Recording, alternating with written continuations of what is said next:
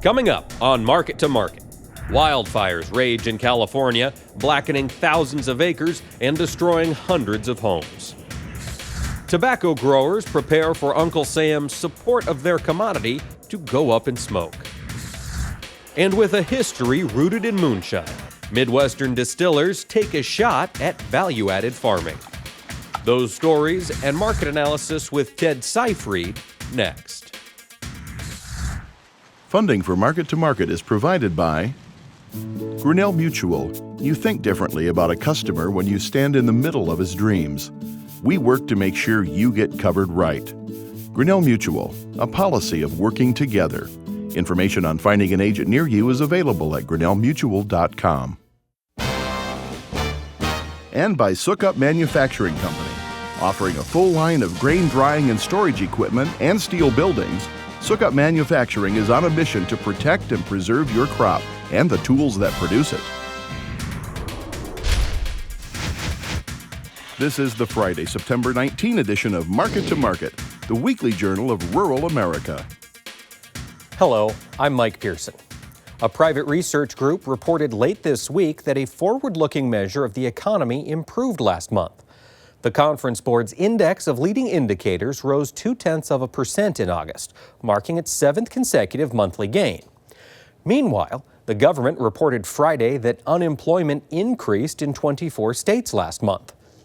Just 2.8% of North Dakotans are without work, giving that state the nation's lowest unemployment rate.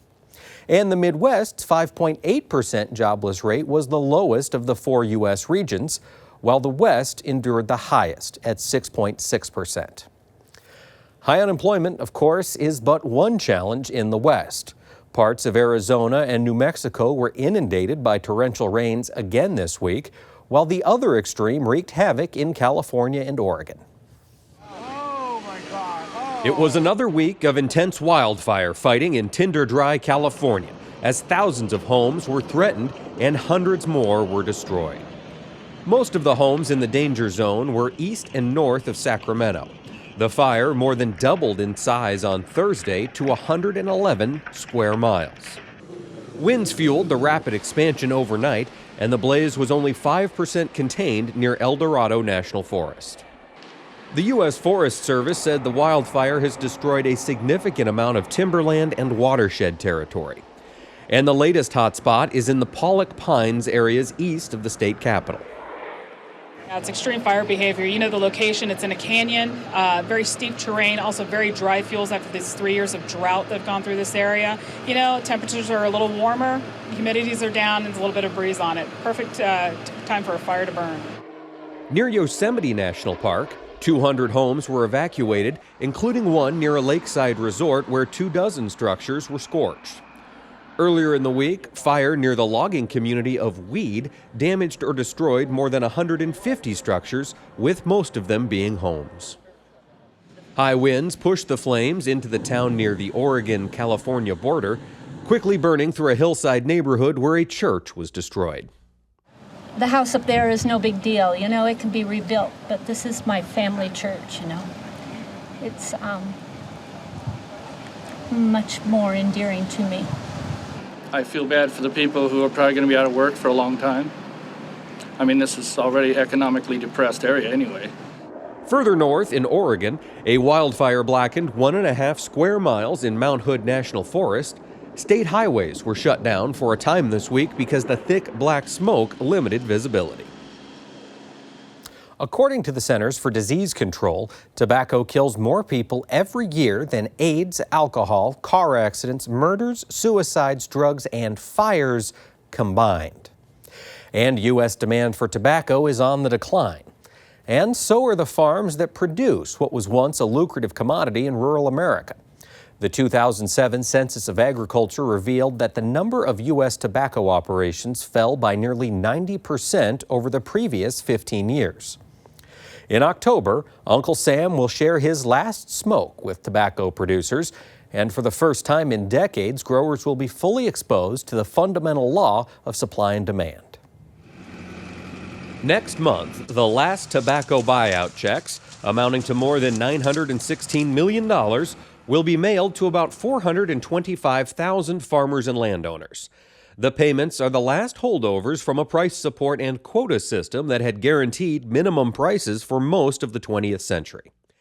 And they close the books on 10 years of payments made to producers to help them transition away from the golden leaf. While tobacco has been cultivated in America for more than 400 years, the federal government began assigning quotas to tobacco farmers 76 years ago in an effort to shore up falling prices. Joe Campbell and the Marlboro Man will be out of our children's reach forever. In 2004, the federal government passed the Fair and Equitable Tobacco Reform Act, which ended the quotas and price support structure. A major component of the legislation provided annual payments over a 10-year period to help producers transition to other crops. Cigarette makers will have paid $10 billion to compensate growers for surrendering their quotas. Producers got another $5 billion from the companies as part of their 1998 settlement of state lawsuits over smoking-related health care costs. When the last checks are cashed, surviving growers will be on their own, forced to find profits in a tremendously competitive global market. But those who remain in the business are thriving right now, and many are producing more leaf than they have in years and enjoying higher prices as well. When the buyout was enacted, most producers left the industry fearing what would happen without government support. But those who continued their walk on tobacco road still produce a commodity valued at $1.5 billion.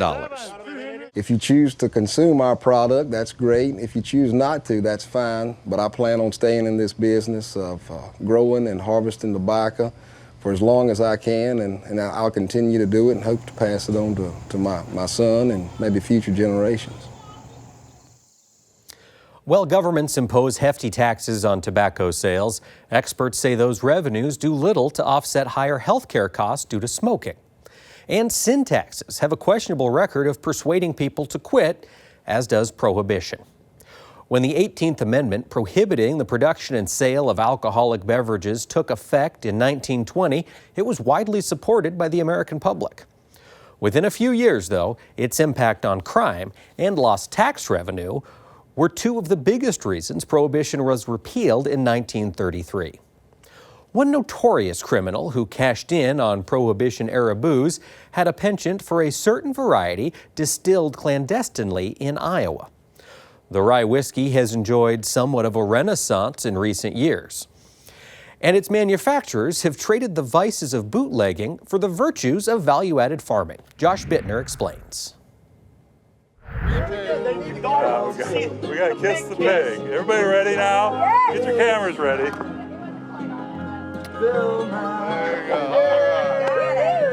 Have you ever seen anything like this before? We've seen Keith kiss pigs before. 60th birthday celebrations often poke fun at those nearing retirement, but the folks at Templeton Rye aren't ready to ride off into the sunset. And with plenty of good-natured ribbing served up at this milestone event, it was the main course that took partygoers to hog heaven. We took 25 Duroc pigs and fed them Templeton rye mash. We butchered them several weeks ago, and now we're actually having a hog roast in conjunction with my birthday party. Increasingly, culinary masters have concocted unique tastes and aromas by including bourbon and rye whiskey in their dishes. And while the buzz about such distilled ingredients has grown, for one small town, value-added ventures of the spirited kind were once part of the fabric of life. We knew something was wrong because we knew that they hid whiskey out in the cornfield and stuff like that. Irene Meislin grew up near Templeton, Iowa, and fondly recalls the town's dubious past. Rooted in the mystique of Prohibition-era bootlegging, Templeton was, for those in the know, a hub of exceptional rye whiskey.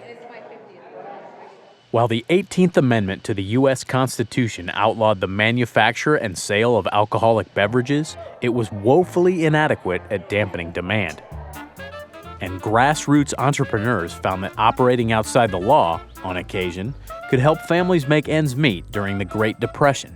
Oh yes, that's what saved the farm. As farmers embraced the valuable and illegal crop, Templeton rye became famous. And once the acclaimed hooch fell into the flask of a certain gangster, the Iowa whiskey solidified its place in history. He was supposedly a customer of Templeton back in the day. It used to be shameful to be associated with Al Capone, and now it's infamous.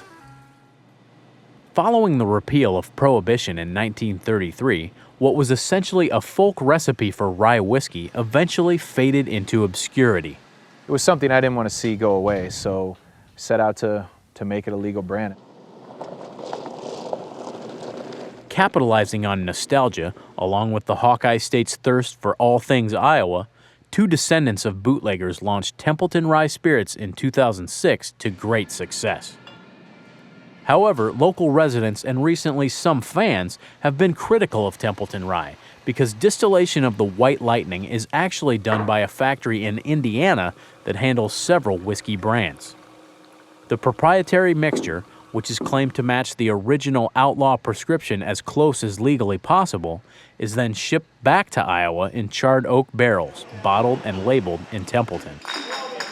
The Alcohol and Tobacco Tax and Trade Bureau, a division of the Treasury Department, which oversees whiskey making in the U.S., presented another hurdle. In order to claim the designation rye whiskey, the agency requires that fermented mash consist of no less than 51% rye. According to the Agriculture Department, total U.S. rye production amounted to more than 7 million bushels in 2013. But that pales compared to the nearly 14 billion bushels harvested by America's corn producers. Europe and Russia produce the lion's share of high-quality rye these days, so U.S. distillers purchase the majority of their commodity from foreign suppliers. While Templeton Rye maintains its own small rye field at its western Iowa facility, the crop is mainly for show. So cooking up the legacy liquor at an established Hoosier State beverage behemoth was a cost-effective strategy. Templeton Rye is forthcoming with that fact, but it also seeks appeasement. A change in labeling was recently announced to clarify where the booze is made, and the company plans to break ground on a new distillery in Templeton within the next few years. Despite the recent controversy, Templeton Rye's Heritage Pork Project has attracted international fascination. But the owners concede the idea to feed spent mash to pigs in order to affect flavor and consistency of pork was likely born over a glass or two of their signature product. So here's the feed. The dark stuff you see in there is the Templeton mash. We're taking what's essentially a commodity product, dried distiller's grain. I mean, it's not like we've thought of anything too new here, but no one's really taking a specific, almost branded form of dried grains and fed it to pigs. After consulting with experts, it was decided that Duroc pigs, known for their hardiness, demeanor, and flavor-imparting intramuscular fat, would be an ideal breed for the experiment. What we tried to do is balance the amino acid composition to make sure we were maximizing muscle deposition. And then from there, we utilized approximately 20% of the Templeton Rye DDGs in order to put those diets together. Though intoxicating to their palates, none of the swine were inebriated by nutritionist Mark Bertram's dietary decree.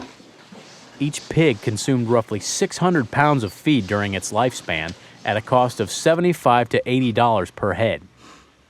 Trucking fermented byproduct from the Indiana distillery back to Iowa added additional expense to the niche product. But the prospect of a one-of-a-kind creation outweighed financial concerns. I could see definitely where the consumer could be also intrigued with the process. As somewhat of a connoisseur of Templeton Rye myself, I thought it could be something that would be unique. They're pretty docile. With promising reviews from those on hand at the initial hog tasting in Des Moines, Templeton Rye could be poised to refine and expand production of its pork, much like the old bootleggers did with their manufacture of booze decades ago. I tell people we're whiskey makers, not pig farmers, so I don't know what the future holds with this. We don't get a lot of time to kind of step back and look around and kind of talk about what we've done and where we've come, but it's neat to be here. It's Keith's birthday. We're in our home state of Iowa. We've got all our, bootleggers and really good fans here. So it's kind of a special day, and I think people are having a great time. For Market to Market, I'm Josh Bittner. Next, the Market to Market report. Disappointing export numbers depressed wheat prices this week, dragging corn along for the ride.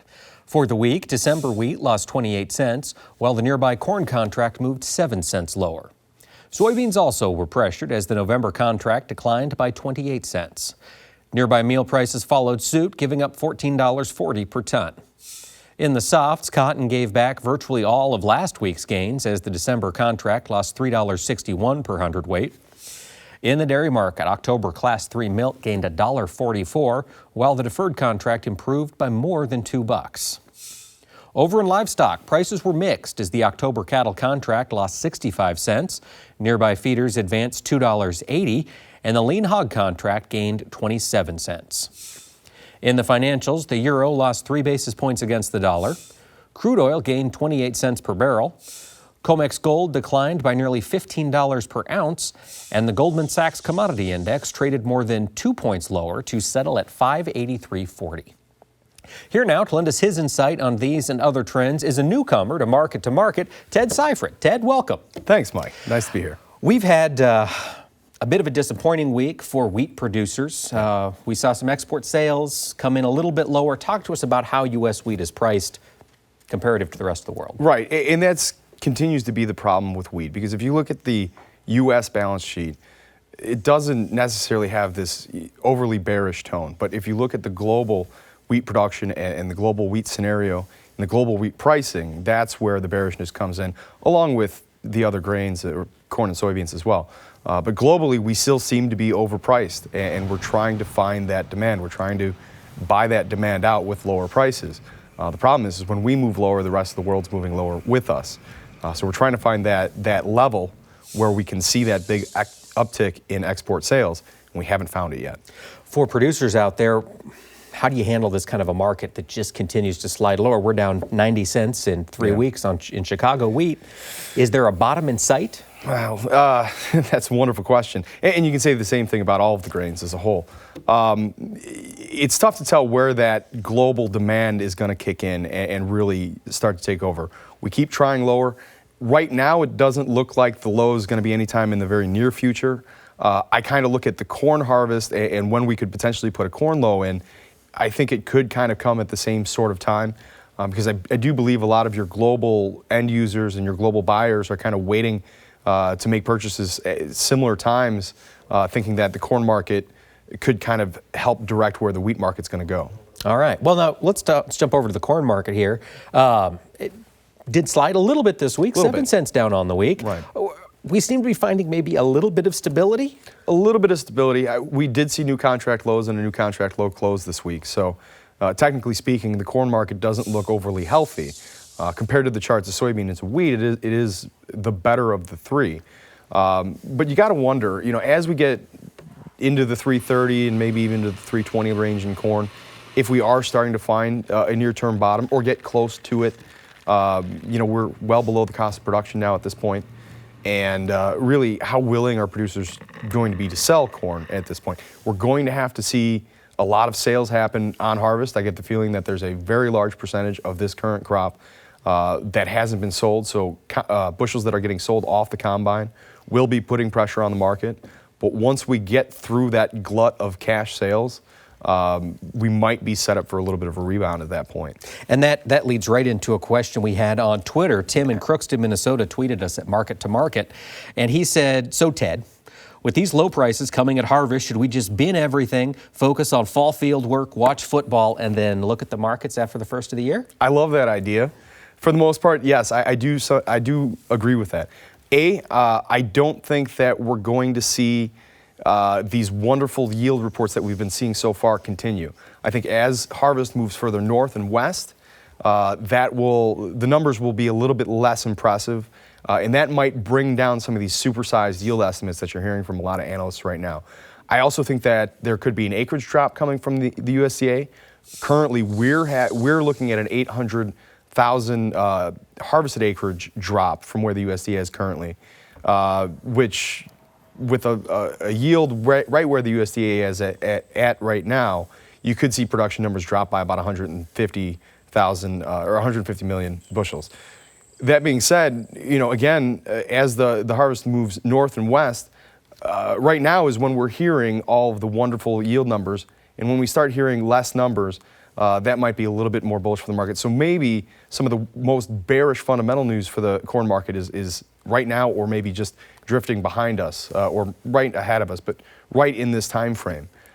So going forward, we're going to need to see an acreage battle, which corn is going to need to win. So getting into the first part of next year is when you would think that corn prices could be rebounding at that point. All right. So now let's jump over to the soybean market. We did see it was an ugly week for soybean producers out there. As we look at this new crop, what happened? Are we just still chewing on the idea that this big crop is getting bigger? Yes, big crop is getting bigger is a wonderful way to put it. We look at a USDA carryover of 475 million bushels. There's thoughts out there that number is getting bigger and maybe even over the 500 million bushel range, 515 possibly. So the idea that the bean crop is getting bigger, there are more beans there, very, very big ending stock number.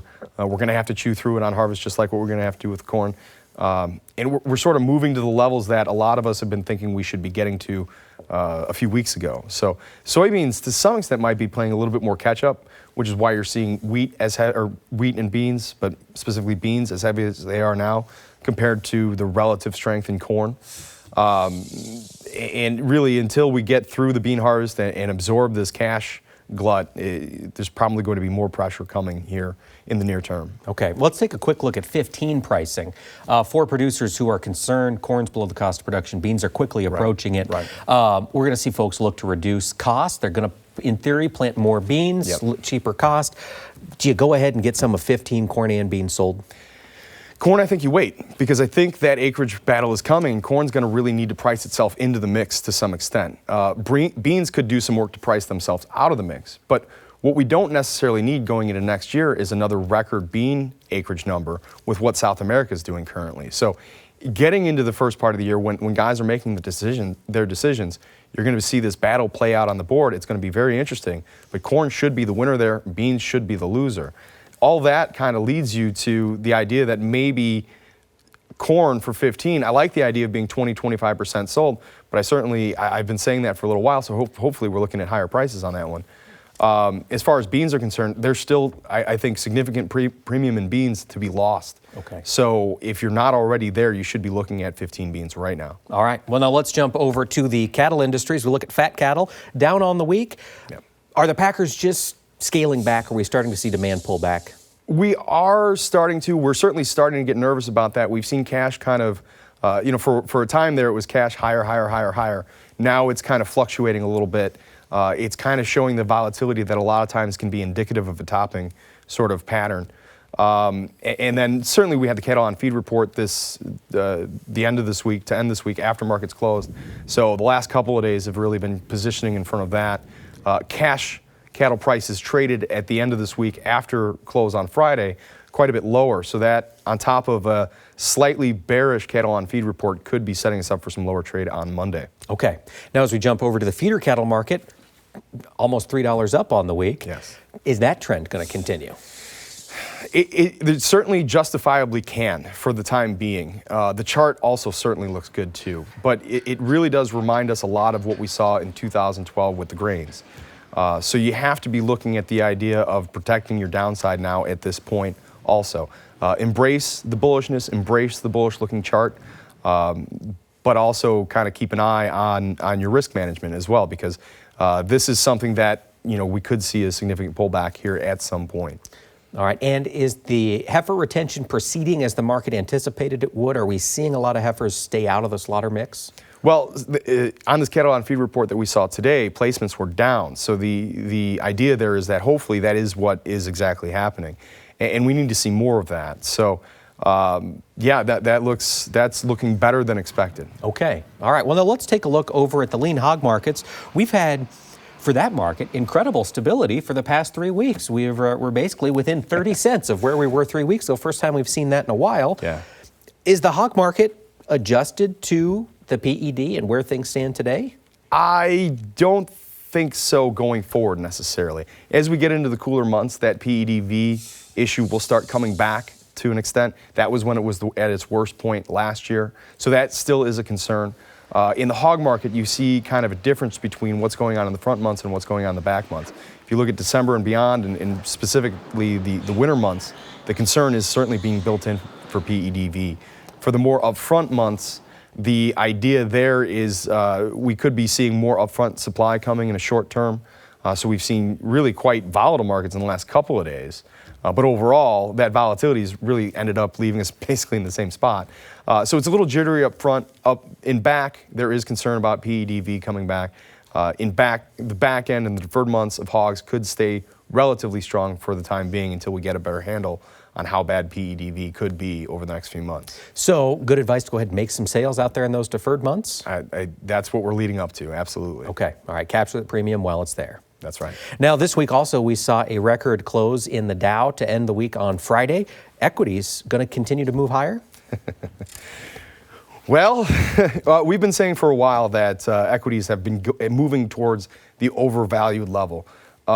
We see a lot of things happening globally and within the U.S. that we could certainly make the argument for lower equity prices. With the Fed talking about easing for a considerable time, that does keep things kind of full steam ahead. Right. The chart certainly looks good. We'll see. All right. Thank you for being with us this weekend, Ted. My pleasure. That wraps up this edition of Market to Market, but we'll continue our discussion and answer some of your questions in our Market Plus segment online. You'll also find audio podcasts and streaming video of our program, as well as links to our Twitter feed, Facebook page, and the rest of our social media outlets exclusively at the Market to Market website. And be sure to join us next week when we'll examine the art of auctioneering. Until then, thanks for watching. I'm Mike Pearson. Have a great week.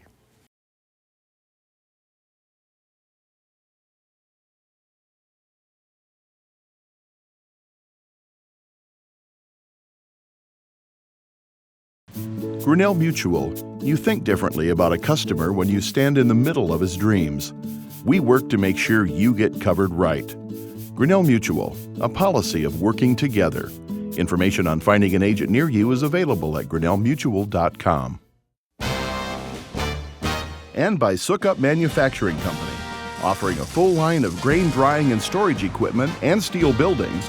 Sukup Manufacturing is on a mission to protect and preserve your crop and the tools that produce it.